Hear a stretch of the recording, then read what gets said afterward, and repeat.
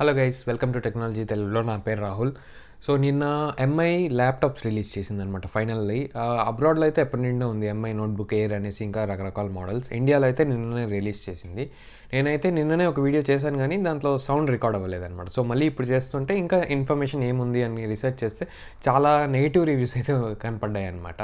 So ఆ points అన్నీ ఏంటి అనేది చూద్దాము. అండ్ వాళ్ళు అడ్వర్టైజ్ చేసింది ఏంటంటే ఈ ల్యాప్టాప్స్ వచ్చి కంటెంట్ క్రియేటర్స్ కోసం, వీడియో ఎడిటింగ్ చేసే వాళ్ళ కోసం, ఇట్లాంటి వాళ్ళ కోసం బాగా ఉంటుంది అండ్ గేమర్స్ కూడా అనేసి. సో అది నిజమేనా అనేది ఈ వీడియోలో నేను ఎక్స్ప్లెయిన్ చేస్తాను.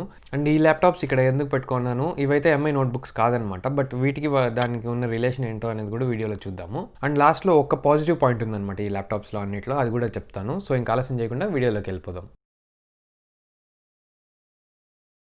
సో ఎంఐ అంటే రెండు రకాల ల్యాప్టాప్స్ రిలీజ్ చేసింది అనమాట. ఒకటి వచ్చి ఎంఐ నోట్బుక్ 14, ఇంకోటి వచ్చి ఎంఐ నోట్బుక్ హొరైజన్ ఎడిషన్ అనేసి. ఈ హొరైజన్ ఎడిషన్ అనేది వచ్చి టాప్ ఎండ్ అనమాట, ఫ్లాగ్షిప్ మోడల్స్. సో ఈ నోట్బుక్ 14లో మళ్ళీ 3 వేరియంట్స్ ఉన్నాయన్నమాట, 3 వర్షన్స్ ఉన్నాయి. అదే హొరైజన్ ఎడిషన్లో కూడా 2 వర్షన్స్ ఉన్నాయి. సో అవేంటి అనేది ఎక్స్ప్లెయిన్ చేస్తాను. సో ముందుగా ఫస్ట్ పాయింట్ చూసామంటే డిజైన్ అనమాట. సో వాళ్ళు అంటే కంప్లీట్ బ్లాంక్ డిజైన్ ఇచ్చారనమాట. దీనిలాగే అసలు పైన లోగో లేదు, ఏం లేదు. ఇవైతే నేను స్టిక్కర్స్ అతికించుకున్నాను. సో మీరు కూడా దాన్ని అయితే స్టిక్కర్స్ అతికించుకునే వాళ్ళైతే అతికించుకోవచ్చు. సో వాళ్ళైతే మినిమలిస్టిక్ లుక్ అన్నారు, కానీ నాకైతే చూస్తే అంత నచ్చలేదన్నమాట. సో అది కాకుండా ఫుల్ మెటల్ యూనిబాడీ డిజైన్ అన్నారనమాట, యానోడైజ్డ్ అల్యూమినియంతో. సో అదేంటంటే ఇది కూడా అదే అనమాట, ఇది లెనోవో ల్యాప్టాప్. సో ఇది కూడా ఫుల్ యానోడైజ్డ్ అల్యూమినియం అంటారు. బట్ ఇది చూసారంటే ఏదో ప్లాస్టిక్ మీద మనకి మెటల్ కోటింగ్ వేసినట్లు ఉంటుంది. అదే ఫుల్ మెటల్ లాంటిది అనుకో, ఇప్పుడు మ్యాక్బుక్లో ఇదైతే మనకు తెలుస్తుంది అనమాట. ఆ సౌండ్లోనే డిఫరెన్స్ ఉంది మనకి. సో వీళ్ళు చాలా ట్రై చేశారనమాట మ్యాక్బుక్ ఎయిర్ లాగా ఇవ్వడానికి యాజ్ ఇట్ ఈస్. కీబోర్డ్ కూడా చూసామంటే నేను చేసిన మ్యాక్బుక్ ఎయిర్ వీడియోలో చూడొచ్చు అనమాట. సో కీబోర్డ్ అయితే సేమ్ టు సేమ్ దాన్ని కాపీ కొట్టడానికి ట్రై చేశారు. అండ్ కీస్ విషయానికి వచ్చామంటే బాగా ట్రావెల్ ఉందన్నమాట కీస్లో.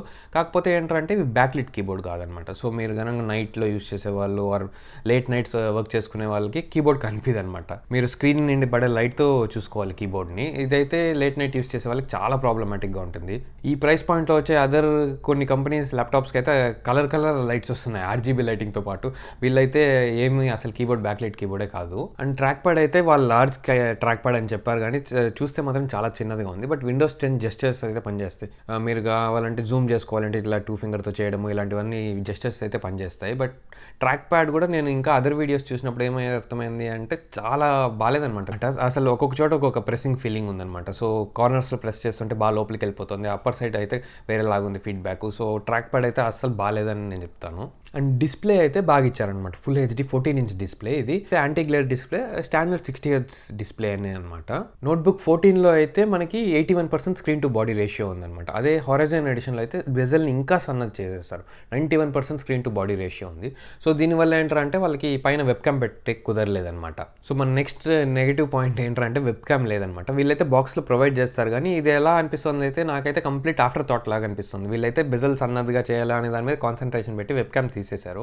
బట్ ఇప్పుడు ఈ లాక్డౌన్ స్టేజ్లో అందరూ వీడియో కాల్స్ చేసుకోవడానికి, ఆఫీస్ మీటింగ్స్ అటెండ్ అవ్వడానికి వెబ్ క్యామ్ యూస్ చేస్తున్నారు. కాబట్టి ఇదైతే మళ్ళీ థింక్ చేసి మళ్ళీ యాడ్ చేసినట్లున్నారు బాక్స్లోకి. బికాస్ ఆ కేబుల్ అది చూసి అంత ప్రీమియంగా అనిపించడం లేదు. అండ్ వెబ్ క్యామ్తో పాటు ఫింగర్ ప్రింట్ ఇలాంటివి కూడా లేదనమాట. సపోజ్ ఈ ల్యాప్టాప్ చూసారంటే ఇప్పుడు దీంట్లో ఫింగర్ ప్రింట్ సెన్సార్ ఉందన్నమాట. సో ఈ ఫింగర్ ప్రింట్ సెన్సార్ ఆర్ ఈ వెబ్ క్యామ్ వల్ల ఏంట్రా అంటే మీరు యూస్ చేయకపోయినా విండోస్ హలో అనేది ఉంటుందన్నమాట.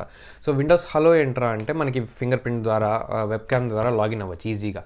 సో అది అలవాటు అయిపోయిన వాళ్ళకి మళ్ళీ పాస్వర్డ్ ఎంటర్ చేయడం అనేది కష్టంగా ఉంటుంది. సో వీళ్ళైతే ఎంఐ బ్యాండ్తో ఓపెన్ చేసుకోవచ్చు అన్నారు. బట్ ఎంతమంది దగ్గర ఎంఐ బ్యాండ్ ఉంది? అండ్ ఎంఐ బ్యాండ్ ఉండే వాళ్ళందరూ ఈ ల్యాప్టాప్సే కొన్నారు కదా. సో అది కూడా అంత ఫీచర్ అయితే కాదు. అండ్ మనం నెక్స్ట్ నెగిటివ్ పాయింట్కి వచ్చేసామంటే పోర్ట్స్ అనమాట. సో పోర్ట్స్ ఏంట్రా అంటే నోట్బుక్ 14కి అయితే USB 3.1 2 పోర్ట్స్ ఇచ్చారు. HDMI పోర్ట్ ఉంది అండ్ ఛార్జింగ్ పోర్ట్ ఉంది. అదర్ సైడ్ చూసామంటే USB 2.0 పోర్ట్ ఉంది and head phone Jack port ఉందన్నమాట. వీళ్ళు USB-C పోర్ట్ అయితే ఇవ్వలేదు, ఎథర్నెట్ పోర్ట్ లేదు, SD కార్డ్ రీడర్ లేదు. వీళ్ళు చెప్పిందే మెయిన్ వీడియోగ్రాఫర్స్కి అనేసి. సో వీడియో తీసిన వాళ్ళు ఆ SD కార్డ్ని తెచ్చి రీడ్ చేసుకోవాలి అనుకుంటారు. ఆ ఆప్షన్ అయితే లేదు, SD కార్డ్కి మళ్ళీ కనెక్టర్ పెట్టుకోవాలి. అదే ఎంఐ నోట్బుక్ హొరైజన్ ఎడిషన్లో చూసామంటే దాంట్లో కూడా ఇదే సిచ్యువేషన్ అనమాట. కాకపోతే ఎక్స్ట్రాగా USB-C పోర్ట్ ఉంది. అండ్ రైట్ సైడ్ మిగిలిన పోర్ట్స్ చూసామంటే USB 3.1 2 పోర్ట్స్ ఉన్నాయి, HDMI 1 పోర్ట్ ఉంది అండ్ ఛార్జింగ్ పోర్ట్ ఉందన్నమాట. ఎంఐ నోట్బుక్ ఎయిర్ ఇవంతా USB-C ద్వారా ఛార్జింగ్ అవుతాయి. బట్ దీంట్లో USB-C పోర్ట్ ఇచ్చినా మనం ఛార్జ్ చేసుకోలేమన్నమాట దాని ద్వారా. అండ్ లెఫ్ట్ సైడ్ చూసామంటే ఈ పెద్ద కూలింగ్ గ్రిల్ ఉంది అండ్ USB 2.0 ఉంది, హెడ్ ఫోన్ జాక్ ఉంది. సో ఆ USB 2.0 కూడా ఎందుకు USB 3.1 ఇచ్చిండొచ్చు. వాళ్ళు ఇచ్చిన వెబ్ క్యామ్నే కనెక్ట్ చేసుకోవాలేమో దాంట్లో. సో ఈ డెడికేటెడ్ పోర్ట్ దానికి పెట్టుకోవాలి. అండ్ ల్యాప్టాప్ బ్యాక్ సైడ్ చూసారంటే 2 గ్రిల్స్ ఉన్నాయన్నమాట కూలింగ్కి. సో అండ్ ఆ రిడ్జ్ లాగా రబ్బర్ది హైట్గా ఇచ్చారు. సో కింద నుండి బాగా కూలింగ్ అవుతుంది. అండ్ స్పీకర్స్ అయితే 2 వాట్ స్పీకర్స్ ఉన్నాయి. సో టోటల్ 4 వాట్ స్పీకర్స్ అనమాట. So 4 what speakers and bottom firing అనమాట. సో ఇలా పెడితే కింద నుండి సౌండ్ వస్తుంది. సో దానివల్ల అంత గొప్ప సౌండ్ అయితే ఉండదు అనమాట, యావరేజ్ సౌండ్ ఉంటుంది అంతే. అండ్ నెక్స్ట్ మెయిన్ నెగిటివ్ ఏంట్రా అంటే పర్ఫార్మెన్స్ అనమాట. సో వీళ్ళు ఇచ్చిన స్పెసిఫికేషన్స్కి వాళ్ళు చెప్పిన దానికి ఏం సంబంధం ఉండదు. సో మనం ఎంఐ నోట్బుక్ 14లో చూసామంటే స్పెసిఫికేషన్స్ బేస్ మోడల్ అయితే 8GB ర్యామ్తో DDR4 RAM 256GB SATA SSDతో ఇచ్చారనమాట. అండ్ 41,999 ఉంది. అదే మిడ్ వేరియంట్ అయితే 8GB ప్లస్ SSD పెంచారనమాట, 512GB చేశారు. అండ్ ఈ రెండు మోడల్స్లో ఏంట్రా అంటే ఇంటెల్ UHD గ్రాఫిక్స్తోనే వస్తుంది, చాలా మినిమం గ్రాఫిక్స్ అనమాట. బట్ దీంట్లో టాప్ ఎండ్ మోడల్లో అయితే 8GB ప్లస్ 512GB SSDతో పాటు NVIDIA GeForce MX 250 GPU ఇచ్చారనమాట. సో ఇదైతే అంత గొప్ప గేమింగ్ GPU అయితే కాదు, యావరేజ్ పర్ఫార్మెన్స్ ఉంటుంది. అండ్ దీని ప్రైస్ అయితే 47,999 ఉందన్నమాట. అండ్ ఇప్పటిదాకా చెప్పిన అన్ని మోడల్స్లో i5 ప్రాసెసర్ ఇచ్చారు, 10th జనరేషన్. సో ఇది ఒక్కటే అనమాట దీంట్లో ఉన్న పాజిటివ్ థింగ్. మీరు కనుక గేమింగ్ ఇవంతా చేయాలి అంటే అయితే మాత్రం సరిపోదు.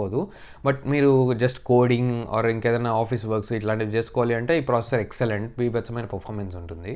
అండ్ అట్లాంటప్పుడు 8GB ర్యామ్ సరిపోతుంది అనమాట. సో నెక్స్ట్ హొరైజన్ ఎడిషన్కి వచ్చామంటే దీన్నే అనమాట వీళ్ళు ప్రజెంటేషన్లో ఆల్మోస్ట్ ఎంటైర్ టైం దీని గురించే చెప్పారు. సో ఇదేంట్రా అంటే ఫ్లాగ్షిప్ అనమాట. సో దీంట్లో స్పెసిఫికేషన్స్ చూసాము అంటే దీంట్లో కూడా 8GB ర్యామే, కాకపోతే SSD 512GB నుండి స్టార్ట్ అవుతుంది అనమాట. దీని ప్రైసింగ్ అయితే 55,000 ఇచ్చారనమాట. అండ్ దీంట్లో టాప్ అండ్ మోడల్ ఉందన్నమాట, దానికి మాత్రం i7 10th జనరేషన్ ఇచ్చారు. సో దాంతో 512GB SSD ఇచ్చారు. బట్ ఇది SATA బేస్డ్ SSD కాదు, NVMe బేస్డ్ SSD. సో ఇది దానికంటే బెటర్ పర్ఫార్మెన్స్ ఉంటుంది, ఫాస్టర్గా ఉంటుంది. అండ్ ఈ రెండు హొరైజన్ ఎడిషన్ ల్యాప్టాప్స్లో ఏంట్రా అంటే MX 350 గేమింగ్ ప్రాసెసర్ ఉందన్నమాట. ఇది అబవ్ యావరేజ్ పర్ఫార్మెన్స్ ఉంటుంది, కానీ సూపర్ హై అండ్ గేమింగ్ అయితే ఇవేవి పనికిరావు అనమాట. సో మీడియం రేంజ్ ఆఫ్ గేమింగ్కి బాగుంటాయి అంతే. అండ్ దీని ప్రైస్ 60,000 ఉంది. అండ్ బ్యాటరీ లైఫ్ విషయానికి వస్తే వాళ్ళైతే 10 hours అని క్లెయిమ్ చేస్తున్నారు. బట్ రియల్ యూసేజ్కి అయితే ఒక 6 to 7 hours రావచ్చు. అండ్ మీరు కనుక హెవీ గేమింగ్ ఆడారంటే 5 to 6 hours వస్తుంది అంతే. సో మీరు just day to day task movies చూసుకోవడానికి ఇలా అయితే ఒక 7 to 8 hours ఎక్స్పెక్ట్ చేయొచ్చు. అండ్ అన్ని ల్యాప్టాప్స్ Windows 10 హోమ్ వర్షన్తో వస్తాయన్నమాట. ప్లస్ 1 month ఫ్రీ ట్రయల్ ఇస్తున్నారు మైక్రోసాఫ్ట్ ఆఫీస్కి. స్పెసిఫికేషన్స్ నుండి డిస్ప్లే వరకు అన్నీ కవర్ చేశాను. సో ఓవరాల్గా చూసుకుంటే నాకైతే ఇది just day to day usage వాళ్ళకే. బికాస్ ఈ వాళ్ళు చెప్పినట్లు గేమర్స్, వీడియో కంటెంట్ ఎడిటర్స్కి వాళ్ళకైతే బెటర్ ర్యామ్ కావాలి. సో అది లేదు. అండ్ స్టోరేజ్ కూడా 512GB మ్యాక్స్ ఉంది. అట్లీస్ట్ 1 TB ఉంటే బెటర్, బికాస్ వీడియో ఫైల్స్ ఇవంతా పెద్దవిగా ఉంటాయి కాబట్టి అట్లీస్ట్ 1 TB SSD ఉండాలి. అండ్ USB-C పోర్ట్ ఇచ్చారు హొరైజన్ ఎడిషన్లో, కానీ దాన్ని కనెక్ట్ చేసుకునే ఛార్జర్ అయితే ఇవ్వలేదు. అండ్ విండోస్ హలో లేదనమాట. సో ఫింగర్ ప్రింట్ రీడర్ లేదు, వెబ్ క్యామ్ లేదు అంతా. అండ్ ఆ వెబ్ క్యామ్ అయితే అది క్యారీ చేసుకొని తిరగాలన్నమాట మనం ఎక్కడికి వెళ్తున్నా.